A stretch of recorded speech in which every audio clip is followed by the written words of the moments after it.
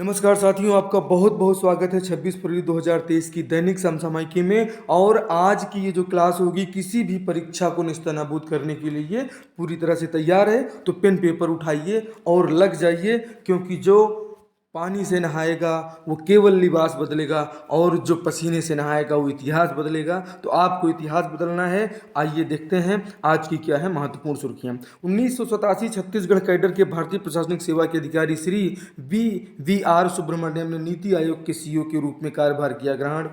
भारत सरकार के संस्कृति मंत्रालय द्वारा पहली बार मनाया जाएगा बंजारा धर्मगुरु संत सेवालाल जी की 284वीं जयंती। German chancellor Shri Olaf Scholz आधिकारिक दौरा कल से हुआ शुरू। विश्व का सबसे लंबा रिवर क्रूज एमवी गंगा विलास 28 फरवरी को डिब्रूगढ़ में करेगा यात्रा का समापन। Tribal cooperative marketing federation of India TRIFED द्वारा आयोजित महोत्सव में एक जिला एक उत्पाद के तहत छत्तीसगढ़ के कोंडागांव से बस्तर शिल्प व बलरामपुर छत्तीसगढ़ से जीरा फूल चावल को मिला जीआई टैग।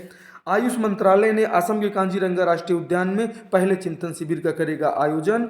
भारतीय खान ब्यूरो ने 1 मार्च 2023 को नागपुर में अपना स्थापना दिवस मनाने के लिए 75वें खनिज दिवस का करेगा आयोजन। कोंडागांव के बस्तर शिल्प को मिला जीआई टैग। आइए अब देखते हैं एक एक करके सभी महत्वपूर्ण प्रश्नों को। एकदम स्टैटिक जीके और करंट अफेयर ऐसा मिलेगा कि मजा ही आ जाएगा। चलिए पहला प्रश्न बताइए, हाल ही में नीति आयोग का नया सीईओ किसे नियुक्त किया गया है? तो भाई साहब अभी आपने सुर्खियों में देखा, ये प्रश्न बिल्कुल आपकी परीक्षा में आएगा, इसको एकदम नोट करके रख लीजिए। श्री वी.आर. सुब्रमण्यम जी जो हैं इनको बनाया गया है नीति आयोग का नया सीईओ। और इसका अध्यक्ष तो आपसे पूछ लिया जाए कौन होता है भैया, कौन है? तो इसके अध्यक्ष परमानेंट प्रधानमंत्री होते हैं, पीएम साहब होते हैं, ठीक है। और अगर पूछ लिया जाए कि वी.आर. सुब्रमण्यम ने के पहले सीईओ कौन थे, इन्होंने किसका स्थान लिया? तो भाई साहब इन्होंने परमेश्वरन अय्यर का स्थान लिया। और राजीव कुमार की बात कर लिया जाए तो ये आपके मुख्य चुनाव आयुक्त है, चीफ इलेक्शन कमिश्नर है, ठीक है, इन्हें आप याद रखिएगा। और शक्तिकांत दास की बात करें तो ये हमारे रिजर्व बैंक ऑफ इंडिया के हमारे जो आरबीआई है इसके वर्तमान में गवर्नर कौन है? शक्तिकांत दास है। दोस्तों देखिए महत्वपूर्ण Lalan top fact, 10 degree channel क्या होता है? भाई साहब 10 डिग्री चैनल बार बार परीक्षा में आता है कि यह बंगाल की खाड़ी में स्थित है और यह अंडमान द्वीप समूह और निकोबार द्वीप समूह को एक दूसरे से अलग कर देता है। दोस्तों नंदा देवी पर्वत बार बार पूछा जा रहा है। नंदा देवी पर्वत भारत की दूसरी सबसे ऊंची चोटी है और यह गढ़वाल हिमालय का हिस्सा है और उत्तराखंड राज्य में स्थित है, इसे भी आपको याद रख लेना है। अगले प्रश्न की तरफ बढ़ते हैं दोस्तों, भारतीय खान ब्यूरो की स्थापना कब हुई? चूंकि हमारा जो खान ब्यूरो है ये अपना 75वां स्थापना दिवस कहाँ मनाएगा भाई साहब? तो ये महाराष्ट्र के नागपुर में मनाने वाला है, ठीक है। कहाँ मनाएगा? तो ये नागपुर में ये अपना 75वां स्थापना दिवस मनाएगा। इसीलिए ये महत्वपूर्ण हो जाता है कि इसकी स्थापना कब हुई थी, आप इसको जान लीजिए। 1 मार्च 1948 को भारतीय खान ब्यूरो की स्थापना हुई थी, ठीक है। देखिए दोस्तों आईने अकबरी और अकबरनामा बार बार एग्जाम में आता है, बताइए किसने लिखा है? आईने अकबरी और अकबरनामा, इन दोनों का संबंध, आईने अकबरी का मतलब अकबरी है तो आप समझ लीजिए कि मुगल शासक अकबर जिनके दरबार में नवरत्न उनके बीरबल रहा करते थे, ठीक है। जो बीरबल अकबर बीरबल की आप कहानियाँ सुनते हैं ये इन्हीं अकबर के दरबार में रहते थे। और ये जो दोनों किताब लिखी है दोस्तों, ये दोनों किताब किसने लिखा है? इसे लिखा है अबुल फजल ने। इसे आप जरूर याद रखिएगा, बार बार एग्जाम में पूछे जा रहे हैं, ठीक है। आईने अकबरी और अकबरनामा दोनों जो है अकबर के जो दरबारी कवि थे, ये उनके दरबारी थे अबुल फजल, इन्होंने लिखा है आईने अकबरी और अकबरनामा, इसे आप ध्यान दीजिएगा। दोस्तों आपसे पूछ लिया जाए राज्यसभा की जो बैठक होती है इसकी अध्यक्षता कौन करता है, या कि राज्यसभा का पदेन सभापति माफ कीजिएगा कौन होता है? तो भैया इसका दोनों का जो होता है ये हमारे जो वाइस प्रेसिडेंट हैं, इन्हें आप याद रखिएगा, ठीक है। ये हमारे जो वाइस प्रेसिडेंट हैं अभी कौन है भाई साहब, इनको हमें कमेंट करके जरूर बताइएगा, हमने कल भी आपको बताया था, ठीक है। तो राज्यसभा की बैठक की अध्यक्षता कौन करता है? वाइस प्रेसिडेंट करते हैं। राज्यसभा का पदेन सभापति कौन माना जाता है? उपराष्ट्रपति माना जाता है। वाइस प्रेसिडेंट को उपराष्ट्रपति कहते हैं। और यशवंत सिन्हा के बारे में अगर कुछ जानते हो तो हमें कमेंट करके जरूर बताइएगा। दोस्तों हाल ही में छत्तीसगढ़ के किस जिले के चावल जीरा फूल को जीआई टैग मिला है? ये छत्तीसगढ़ पुलिस सब इंस्पेक्टर जो सीजीएसआई में बैठ रहे हैं, ये उनके लिए बेहद ही महत्वपूर्ण हो जाता है। तो हमारे बलरामपुर जिले का है भाई साहब जीरा फूल चावल, और इसे कल की डेट में जीआई टैग मिल चुका है, ठीक है। ये किस लिए मिला है? तो ये एक जिला एक उत्पाद जो योजना है हमारी, एक जिला एक उत्पाद योजना, ये उसके तहत में दोस्तों प्रत्येक जिले के जो महत्वपूर्ण चीज़ें हैं उनको जो है दुनिया के पटल पर लाने के लिए ये किया जा रहा है। क्यों किया जा रहा है? चूंकि हम G20 की अध्यक्षता कौन कर रहा है भाई साहब? तो 2023 की भारत कर रहा है। और जो संघाई सहयोग संगठन है जिसे आप क्या कहते हैं, SCO, इसकी भी अध्यक्षता हमारे ही पास है, मतलब भारत के पास है। ठीक है, तो ये प्रश्न का उत्तर बहुत महत्वपूर्ण हो जाता है कि जीरा फूल को GI टैग मिला है, ये कहाँ का है? तो भैया ये जीरा फूल जो GI टैग मिला है छत्तीसगढ़ का बलरामपुर जिला है, इसे आपको याद रख लेना है। बात किया जाए कोंडा गांव में, तो कोंडा गांव भी शामिल किया गया है वन डिस्ट्रिक्ट वन उत्पाद के तहत में। तो कोंडा गांव का जो दोस्तों बस्तर शिल्प है, इस बस्तर शिल्प को भी GI टैग मिल चुका है। इसे अब आप थोड़ा सा दिमाग में रखिएगा, CGSI और CGPSC के लिए तो बेहद महत्वपूर्ण हो जाता है। दोस्तों बात करें गौरेला पेंड्रा मरवाही की, तो आपको हमें कमेंट करके बताना है कि ये छत्तीसगढ़ का कौन से क्रम का जिला है। ठीक है, और अगर आपको इसको भी जानना है, इसी क्लास में बने रहिए। आज सभी जिलों के बारे में भी हम चर्चा करने वाले हैं। कौन सा 30वां है? मनेन्द्रगढ़ चिरमिरी। शक्ति कौन सा है? मानपुर मोहला कौन सा है? राजनांदगांव से अलग हुआ, शक्ति कहाँ से अलग हुआ, सब कुछ बताएंगे। गोमर्डा जीव अभ्यारण्य कहाँ चला गया, दमऊ दरहा जो है तीर्थ स्थल कहाँ चला गया, सारी जानकारी आज आपको मिलने वाली है। ठीक है दोस्तों, हाल ही में नवगठित छत्तीसगढ़ का 30वां जिला सारंगढ़ बिलाईगढ़ किस राज्य की सीमा को स्पर्श करता है? क्या उड़ीसा करता है, महाराष्ट्र करता है, झारखंड करता है, तेलंगाना करता है? ये PSC का एकदम प्यारा और CG व्यापम का एकदम प्यारा सा क्वेश्चन है। ठीक है, तो ये क्या है भाई साहब कि झारखंड को हमारा नवगठित जिला जो 30वां जिला है सारंगढ़ बिलाईगढ़, ये जो है झारखंड राज्य की सीमा को टच करता है। आगे देखिए दोस्तों, लल्लन टॉप फैक्ट में हम आ चुके हैं। लल्लन टॉप फैक्ट में देखिए 29वां जिला हमारा कौन सा था? मानपुर मोहला मानपुर अंबागढ़ चौकी, जिसे आप सब लोग ज़्यादातर MCB जो बोल रहे हैं यहाँ पे जो है ये MMA है। ठीक है, MMA है, मानपुर मोहला अंबागढ़ चौकी है। ये हमारे छत्तीसगढ़ का 29वां जिला बना है। और ये किस जिले से बना है? तो राजनांदगांव से बना है। राजनांदगांव से एक और कौन सा जिला है, ये एकदम कमेंट बॉक्स में छाप दीजिए। ठीक है, और यहाँ पे दोस्तों ये जो बोरिया टिब्बू लौह अयस्क क्षेत्र था जो पहले राजनांदगांव में हुआ करता था, अब वो कौन से जिले में हो जाएगा? तो मोहला मानपुर अंबागढ़ चौकी में हो जाएगा। यूरेनियम का भंडार बोदल भंडारी टोला और धूमत धाबी, ये जो यूरेनियम के भंडार वाले क्षेत्र थे, चूंकि अभी हाल ही में जम्मू कश्मीर में यूरेनियम की बहुत ज़्यादा मात्रा में उसका भंडार पाया गया है। ठीक है, तो ये जो बोदल और भंडारी टोला धूमत धाबी है, ये क्षेत्र कहाँ चले आएंगे? तो भैया मोहला मानपुर अंबागढ़ चौकी में चले आएंगे। इसलिए हमने इसको यहाँ पे शामिल किया है। मात्र जिला मत भूलिएगा, राजनांदगांव से मोहला मानपुर अंबागढ़ चौकी बना हुआ है।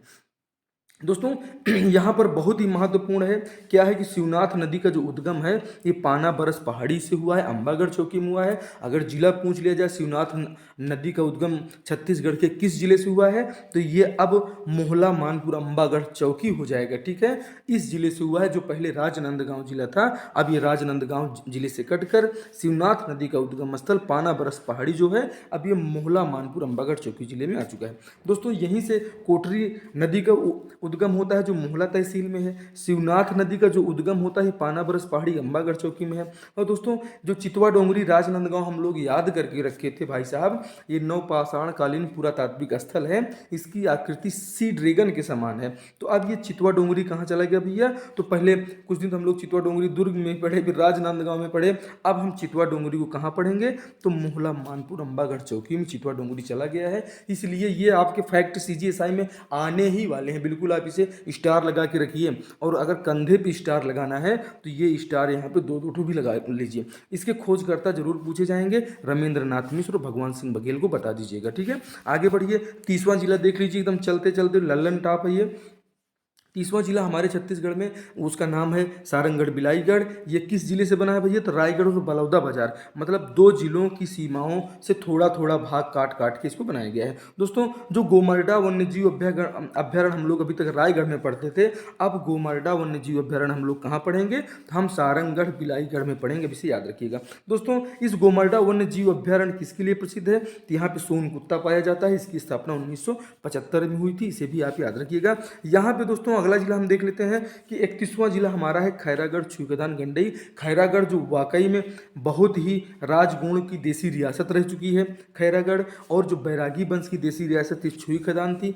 खैरागढ़ छुईखदान का जन्म इसके पिताजी वाला या मात्र राज इसका कौन है, तो राजनांदगांव है।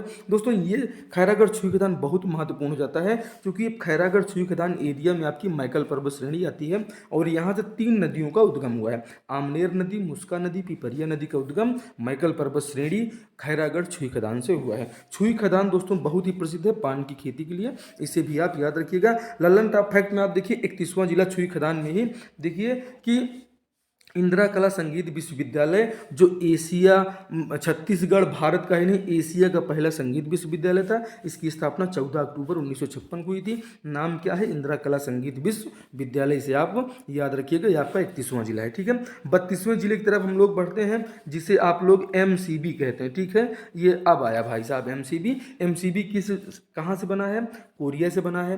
दोस्तों हम लोग जो पहले कोरिया में पढ़ते थे, चांग बकार देवगढ़ की पहाड़ियाँ कहाँ स्थित हैं, कोरिया में है, कोरिया में है, लेकिन अब उसको भूल जाना। अब ये कौन से जिले में आ गई, तो ये MCB में आ गया, मनेन्द्रगढ़, चिरमिरी, भरतपुर, इसीलिए इसको यहाँ पे लिया गया। दोस्तों जो हम पढ़ते आ रहे थे कोयला भंडारी क्षेत्र चिरमिरी, कुरासिया, झगरा खंड, ये कहाँ था, ये कोरिया में था। तो भैया अब ये कोरिया से शिफ्ट होके नया जिले में चला गया है मनेन्द्रगढ़, चिरमिरी, भरतपुर, इसे याद रख लीजिएगा। ठीक है, अब आपको कोरिया नहीं लगाना है, कोरिया गलत हो जाएगा। ठीक है, तो हमारा जो कोयला भंडारी क्षेत्र चिरमिरी, कुरासिया, झगरा खंड, ये PSC में पूछा गया है। ठीक है, तो आप इसको जरूर याद रखिएगा, मनेन्द्रगढ़, चिरमिरी, भरतपुर में चला गया है और छत्तीसगढ़ पुलिस सब इंस्पेक्टर मुख्य परीक्षा के लिए तो रामबाण है। दोस्तों यहीं से हम लोग पढ़ते आ रहे हैं, बनास नदी का उद्गम स्थल मांझटोली पहाड़ी, भरतपुर है।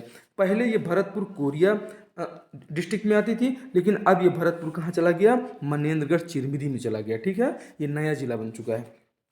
दोस्तों अमृत धारा जलप्रपात हम पढ़ते आ रहे थे, कोरिया में याद किए थे, क्योंकि अब ये नया जिला बन गया है तो अमृत धारा जलप्रपात ये याद रखिएगा कि मनेन्द्रगढ़, चिरमिरी, भरतपुर में आ चुका है और ये हंसदेव नदी पर है। दोस्तों रामदास जलप्रपात बनास नदी पर है, ये भी मनेन्द्रगढ़, चिरमिरी, भरतपुर में है। लिंक करने के लिए आपको बता दूं कि अमृत धारा जलप्रपात हंसदेव नदी पर है। हम लोग इसको जानते थे पहले क्या था कि पहले कोरिया में आता था, लेकिन अब कहाँ आएगा, ये मनेन्द्रगढ़, चिरमिरी, भरतपुर आएगा। रामदास जलप्रपात पहले कोरिया में आता था, लेकिन अब कहाँ आएगा, मनेन्द्रगढ़, चिरमिरी, भरतपुर। तो रामदाह, अमृतधारा दोनों को याद रखिएगा। रामदास जलप्रपात बनास नदी पर है और अमृतधारा जलप्रपात हसदेव नदी पर है, इसे अभी आप याद रखिएगा। दोस्तों इसी मनेन्द्रगढ़, चिरमिरी, भरतपुर में ही मौर्यकालीन स्तर कोटाडोल स्थित है, इसे आप याद रखिएगा। सीता माता की रसोई सीतामढ़ी, हरी चौका।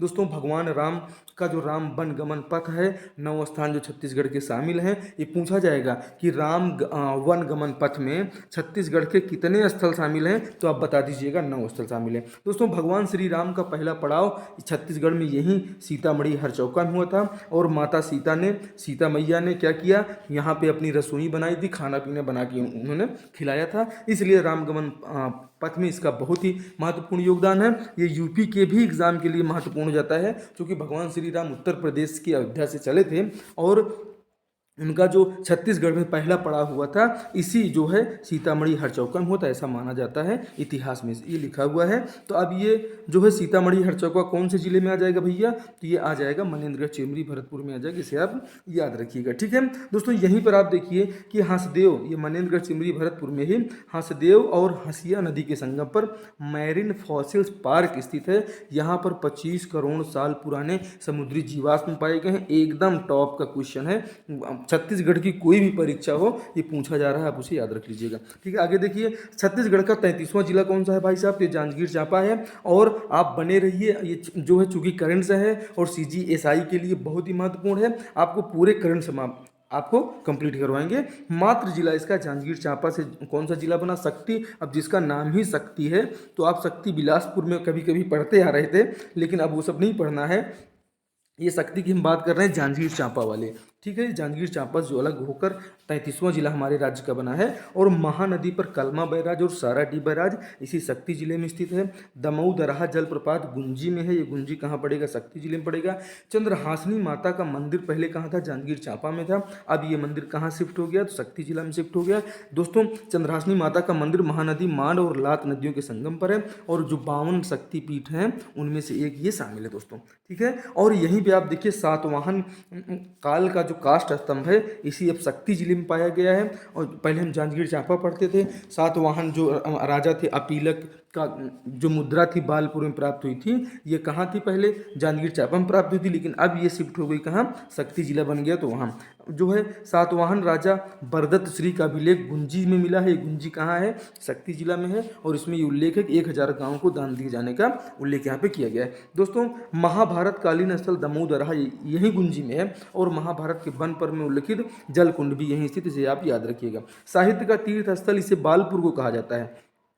ठीक है, ये वही बालपुर है। कौन सा बालपुर? जहाँ पे सातवाहन राजा अपीलक की जो मुद्राएं प्राप्त हुई थी, यही इसी बालपुर में हमारे पांडे बंधुओं का जन्म हुआ, जिनका नाम है लोचन प्रसाद पांडे, बंशीधर पांडे, मुकुटधर पांडे। कमेंट बॉक्स में इनकी दो रचनाएं आप लोग छाप दीजिए। ठीक है, साहित्य का तीर्थ स्थल इसे बालपुर जो है कहा जाता है, और ये पांडे बंधुओं की जन्मस्थली। ठीक है दोस्तों, आगे देखिए बहुत ही महत्वपूर्ण लर्न फैक्ट है। तारीख फिरोजशाही बार बार एग्जाम में आता है। इसके लेखक पूछ लिए जाते हैं, तो इसके लेखक है जियाउद्दीन बर्नी, और इसकी रचना जो है जियाउद्दीन बर्नी ने किया था। और इसमें जो है गियासुद्दीन बलबन के शासनकाल से फिरोज शाह तुगलक के शासनकाल के शुरुआत के 6 सालों का विस्तृत विवरण दिया गया है। इंपॉर्टेंट इसलिए हो जाती है कि तारीख फिरोजशाही के लेखक जियाउद्दीन बर्नी है, और तारीख फिरोजशाही में फिरोज शाह तुगलक से के पहले बलबन तक का वर्णन किया गया है। बलबन जो है और फिरोज शाह तुगलक को आप याद रखिएगा। आगे देखिए लर्न ऑफ फैक्ट कि लोथल क्या है? सिंधु घाटी सभ्यता का प्राचीन बंदरगाह लोथल था, जिसकी खोज SR राव ने की थी दोस्तों। और भगवान कृष्ण का प्राचीन शहर द्वारका, इसकी भी खोज हमारे SR राव जी ने किया था। इसे आप याद रखिएगा, जो कि समुद्र के नीचे दबा हुआ था। ठीक है, समुद्र के जल में वो द्वारिका नगरी हमारी डूब चुकी है, जो भगवान कृष्ण की नगरी थी, जो कभी भगवान कृष्ण वहाँ रहा करते थे, और वो नगरी द्वारका आज डूब चुकी है। आप देखिए कि आने वाले समय में क्या मुंबई और तटीय राज्य जैसे जैसे गोवा से वैसे डूब जाएंगे। जब द्वारका डूब गई तो जाहिर सी बात है इनको भी एक न एक दिन डूबना है, चूंकि जल का आप देख रहे हैं किस प्रकार से पर्यावरण बदल रहा है। दोस्तों अब बात करते हैं हाल ही में गठित छत्तीसगढ़ का 30वां जिला सारंगढ़ बिलाईगढ़ में वन्य जीव अभ्यारण्य क्षेत्र आता है। ये 4 अभ्यारण्य क्षेत्र दिए गए हैं: गोमर्डा वन्य जीव अभ्यारण्य, तमोर पिंगला अभ्यारण्य, बादलखोल अभ्यारण्य और सीता नदी अभ्यारण्य। तो ये सारंगढ़ बिलाईगढ़ में कौन सा अभ्यारण्य आता है? अगर आपने इसी क्लास को अच्छे से देखा होता इसके पहले, तो इस प्रश्न का उत्तर आप बता दें, गोमर्डा वन्यजीव अभ्यारण्य अब कहाँ आ गया है भैया? तो ये सारंगढ़ बिलाईगढ़ में आ गया है। इसे आप याद रखिएगा दोस्तों। अब देखिए तमोर पिंगला वन्यजीव अभ्यारण्य, ये छत्तीसगढ़ का सबसे बड़ा वन्यजीव अभ्यारण्य है, जो सूरजपुर जिले में 608 वर्ग किलोमीटर में फैला हुआ है। दोस्तों बात करें बादलखोल अभ्यारण्य, ये छत्तीसगढ़ का सबसे छोटा वन्यजीव अभ्यारण्य है, और ये जसपुर जिले में मात्र 105 वर्ग किलोमीटर क्षेत्र में फैला हुआ है। बादलखोल कहाँ पड़ेगा भैया अभ्यारण्य? तो ये जसपुर जिला पड़ेगा। तमोर पिंगला वन्यजीव अभ्यारण्य कहाँ पड़ेगा? ये पड़ेगा भाई साहब सूरजपुर जिले में। बादलखोल आप देख ही चुके हैं जसपुर में, और गोमर्डा वन्यजीव अभ्यारण्य अब याद रखिएगा सारंगढ़ बिलाईगढ़ में है। हमने इसको आपको बहुत अच्छे से बता दिया है। दोस्तों सीता नदी अभ्यारण्य की बात किया जाए तो धमतरी जिले में, और छत्तीसगढ़ का सबसे प्राचीन वन्यजीव अभ्यारण्य माना जाता है। छत्तीसगढ़ का सबसे नवीन वन्यजीव अभ्यारण्य भोरम देव अभ्यारण्य है, जो कवर्धा जिले में स्थित है। 2001 में इसे वन्यजीव अभ्यारण्य का दर्जा प्राप्त हुआ। दोस्तों विश्व का सबसे लंबा river cruise MV Ganga Bilas को प्रधानमंत्री श्री नरेंद्र मोदी ने कहाँ से रवाना किया था? तो भाई साहब ये जल परिवहन है। ठीक है, ये जल परिवहन है, और इसमें इसकी जितनी भी सीट है, अगर आप इसमें घूमना चाहें तो भाई साहब आने वाले 2 साल तक कोई सीट खाली नहीं है। ठीक है, और ये इतनी बड़ी सेवा है भाई साहब कि करीब 3200 किलोमीटर जो है ये लगातार आप यात्रा करेगी। वाराणसी से कहाँ तक? डिब्रूगढ़ तक यात्रा करेगी। ठीक है, वाराणसी से प्रधानमंत्री जी ने शुरू किया था इसको, और अभी पहली बार ये अब जाके डिब्रूगढ़ पहुँच रही है। ठीक है, आइए देखते हैं कहाँ से कहाँ तक चल रही है भाई साहब। तो ये विश्व का सबसे लंबा रिवर क्रूज MV बिलास 13 जनवरी से चली है, वाराणसी से चली थी। और आज कितनी तारीख है भाई साहब? आज तारीख कितनी है कि ये 28 फरवरी को डिब्रूगढ़ पहुंचेगी, और आप 26 फरवरी को जो है इस क्लास को देख रहे हैं, तो आप देखिए कि 13 जनवरी से 13 फरवरी 1 महीना ये पूरा ले लिया, और 28 फरवरी को वहाँ पहुँच रही है। तो इतनी लंबी यात्रा MV गंगा बिलास क्रूज भारतीय उपमहाद्वीप में ये पर्यटन है के लिए एक नया क्षितिज और कार्यक्षेत्र खोला है। दोस्तों जो MV गंगा बिलास सेवा है, ये अगले 2 साल तक के लिए इसमें कोई भी सीट खाली नहीं है। मतलब आप जाना भी चाहो तो नहीं जा पाओगे। करंट अफेयर में याद रखिएगा, एग्जाम में आ जाएगा। दोस्तों, यह जो एमवी गंगा विलास सेवा है, यह भारत और बांग्लादेश में 27 नदी प्रणालियों के माध्यम से विश्व की एकल नदी जहाज द्वारा 50 दिनों में 3200 किलोमीटर की सबसे लंबी यात्रा है। जो 50 दिन आपको लगेंगे भैया वहाँ तक पहुँचने में, मतलब अगर घूमना चाहिए पर्यटन के लिए है। इसमें आपको सुंदरबन का डेल्टा भी दिखाया जाएगा। इसमें आपको जितने हमारे एंशियंट इंडिया की बहुत महत्वपूर्ण प्लेस है, यहाँ सबकी यात्रा करते हुए आप जाएंगे। घूमने का विचार हो 50 दिन के लिए तैयारी बना लो। ठीक है दोस्तों, हम देख लेते हैं गौर नृत्य क्या होता है। ये दंडामी माड़िया जनजातीय समूह द्वारा किया जाता है छत्तीसगढ़ में। और इस गौर का अर्थ होता है जंगली भैंसा बायसन सींग लगाकर इसको डांस किया जाता है। और यह जो नृत्य है इसको बैरियर एल्विन ने विश्व का सुंदरतम नृत्य कहा था। ममता चंद्राकर को आप जरूर याद रखिएगा, ये लोकगीत गायिका हैं और हाल ही में इनको संगीत नाटक अकादमी पुरस्कार से सम्मानित किया गया है। इनके साथ में और किसको मिला है भैया, तो तीजन बाई को मिला है। और संगीत नाटक अकादमी जो पुरस्कार हैं ये 2019, 2020 और 2021 के लिए राष्ट्रपति जी ने अभी परसों वाली क्लास में हमने आपको पढ़ाया था। दोस्तों, बात कर लेते हैं बिल्मा नृत्य की। तो बिल्मा नृत्य जो होता है दशहरा के अवसर पर गोंड और बैगा आदि जनजातियों द्वारा किया जाता है। और कक्सार नृत्य की बात करें तो मुड़िया और अबूझ माड़े जनजाति द्वारा किया जाता है। यह पूजन नृत्य और लिंगोपेन देवता को खुश करने के लिए किया जाता है। दोस्तों, भारत सरकार के संस्कृति मंत्रालय द्वारा पहली बार मनाया जाएगा बंजारा धर्मगुरु संत सेवालाल जी की समाधि कहाँ पे है। तो ये जो भाई साहब पहली बार मनाया जा रहा है, इसलिए महत्वपूर्ण हो जाता है कि ये जो हमारा बंजारा समुदाय है, छत्तीसगढ़ में भी बंजारा समुदाय के लोग पाए जाते हैं, मध्य प्रदेश में भी पाए जाते हैं, कर्नाटक में पाए जाते हैं, तेलंगाना में पाए जाते हैं, आंध्र प्रदेश में पाए जाते हैं बंजारा समुदाय के। और लगभग पूरे भारत में 10 से 12 करोड़ इनकी आबादी है बंजारा समुदाय की। और बंजारा समुदाय के एक प्रतिष्ठित गुरु हैं। घर घर में आपको धर्म संत सेवालाल जी की मूर्ति मिलेगी। और इसको जो है भारत सरकार पहली बार मनाने जा रही है। तो भैया इनकी समाधि कहाँ है, ये महाराष्ट्र में है। और बंजारा समुदाय का काशी कहा जाता है इनकी समाधि स्थल को, इसे भी आप याद रखिएगा। ठीक है, देख लेते हैं यहाँ पे संत सेवालाल महाराज का जन्म 15 फरवरी 1739 को कर्नाटक के शिवमोग्गा जिले में सुरगोड़न कोम्पा में हुआ था। इनकी समाधि महाराष्ट्र के वाशिम जिले में स्थित है। इसे बंजारा समुदाय का काशी कहा जाता है। आयुर्वेद और प्राकृतिक चिकित्सा से इन्होंने अपने असाधारण ज्ञान से जो आदिवासी समुदाय में अंधविश्वास व्याप्त था उसको इन्होंने दूर किया था। दोस्तों, कर्नाटक, तमिलनाडु, आंध्र प्रदेश, तेलंगाना, महाराष्ट्र, मध्य प्रदेश आदि राज्यों में ये जो है पूजनीय प्रतीक है दोस्तों। और पूरे देश में ये आपने देखा है। दोस्तों, अब देख लीजिए बहुत ही महत्वपूर्ण 2023 में G20 की अध्यक्षता कौन कर रहा है, तो ये हमारा प्यारा भारत कर रहा है। इस भारत को याद रखिएगा। और 2023 की थीम क्या है भाई साहब, तो वासुधैव कुटुंबकम, ये हमारा थीम है। ठीक है, वासुधैव कुटुंबकम को आप याद रखिएगा। वासुधैव कुटुंबकम 2023 G20 की थीम है। और आप कमेंट बॉक्स में छाप दीजिए कि संघाई सहयोग संगठन की अध्यक्षता 2023 में कौन कर रहा है भाई साहब। ये आज के महत्वपूर्ण करंट अफेयर रहे, बिल्कुल डन कीजिए और 1 से 2 बार इस क्लास को रिपीट कीजिए। स्टैटिक जीके, भारत का जीके, छत्तीसगढ़ का जीके, CGSI और CGPSC के लिए बेहद ही महत्वपूर्ण है।